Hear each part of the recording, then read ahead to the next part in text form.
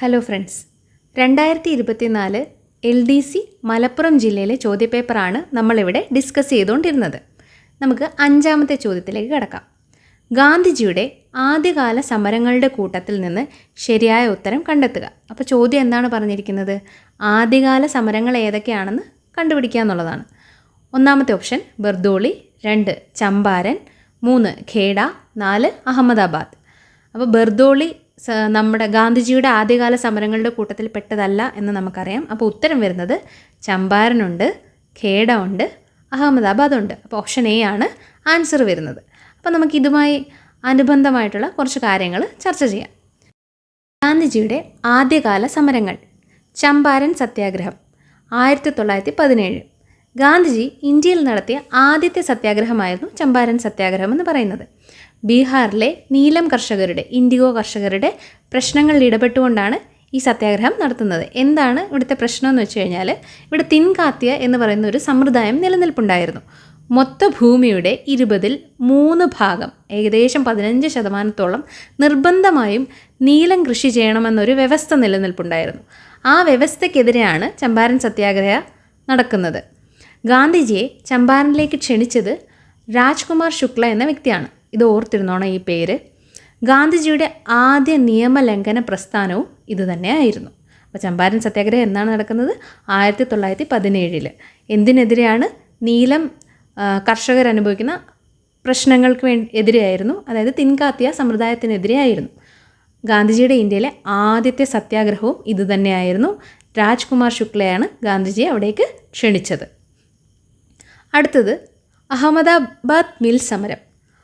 1918 തൊട്ടടുത്ത വർഷമാണ് അഹമ്മദാബാദ് മിൽ സമരം നടക്കുന്നത്.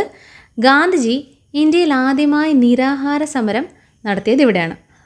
ഏറ്റവും ഇമ്പോർട്ടൻ്റ് ആയിട്ടുള്ള പോയിന്റ് ഇത് തന്നെയാണ്. ഗാന്ധിജിയുടെ ആദ്യത്തെ ഇന്ത്യയിലെ നിരാഹാര സമരം, ഹങ്കർ സ്ട്രൈക്ക് എന്ന് പറയുന്നത് അഹമ്മദാബാദ് മിൽ സ്ട്രൈക്കാണ്.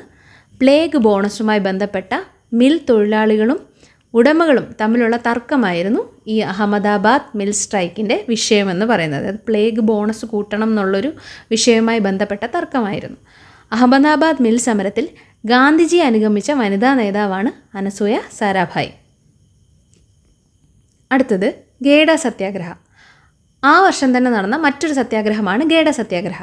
ഗാന്ധിജിയുടെ ഇന്ത്യയിലെ ആദ്യത്തെ നിസ്സഹകരണ പ്രസ്ഥാനമാണ്, അതായത് നോൺ കോപ്പറേഷൻ എന്ന് വിശേഷിപ്പിക്കപ്പെടുന്ന സത്യാഗ്രഹമാണ് ഗേഡ സത്യാഗ്രഹ. ഗുജറാത്തിലെ ഖേഡയിൽ വിളനാശം സംഭവിച്ചിട്ടും നികുതി പിരിക്കുന്നതിനെതിരെയായിരുന്നു ഖേഡ സത്യാഗ്രഹ നടത്തിയത്.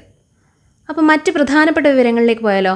മറ്റൊരു ഓപ്ഷനായ ബർദോളി സത്യാഗ്രഹം 1928 നടന്നത്. അത് ഗുജറാത്തിലെ ബർദോളിയിൽ നടന്ന ഒരു സത്യാഗ്രഹമാണ്.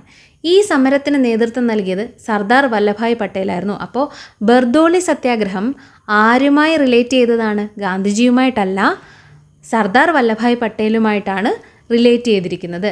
ഈ സമര വിജയത്തെ തുടർന്ന് ഗാന്ധിജി പട്ടേലിന് നൽകിയ പേരാണ് സർദാർ എന്ന് പദവി നൽകുന്നത്. ഓക്കെ, തെറ്റിക്കരുത്. ബർദോളി സത്യാഗ്രഹം നടക്കുന്നത് 1928. കുറേ വർഷങ്ങൾക്ക് ശേഷമാണ്. സർദാർ വല്ലഭായ് പട്ടേലായിരുന്നു അതിന് നേതൃത്വം നൽകിയത്. ഗുജറാത്തിലായിരുന്നു നടന്നത്. ദക്ഷിണാഫ്രിക്കയിൽ നിന്നും ഗാന്ധിജി തിരിച്ചു വന്നതിന് ശേഷമാണല്ലോ ആദ്യമായിട്ട് ചമ്പാരൻ സത്യാഗ്രഹയിലൊക്കെ പങ്കെടുക്കുന്നത്. ഉടനെ തന്നെ പങ്കെടുത്തില്ല, കുറച്ചു കാലത്തെ ബ്രേക്കിന് ശേഷമാണ് പങ്കെടുക്കുന്നത്. അപ്പോൾ ഗാന്ധിജി തിരിച്ചു വന്ന ആ ഡേറ്റ് 1915 ജനുവരി 9.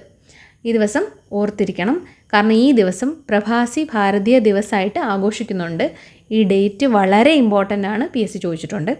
അതുപോലെ തന്നെ ഗാന്ധിജി അവിടെ നിന്ന് തിരിച്ചു വന്നതിന് ശേഷം ആദ്യമായി ഒരു പൊതുവേദിയിൽ പ്രസംഗിക്കുന്നത് 1916 ബനാറസ് ഹിന്ദു സർവകലാശാലയിലായിരുന്നു.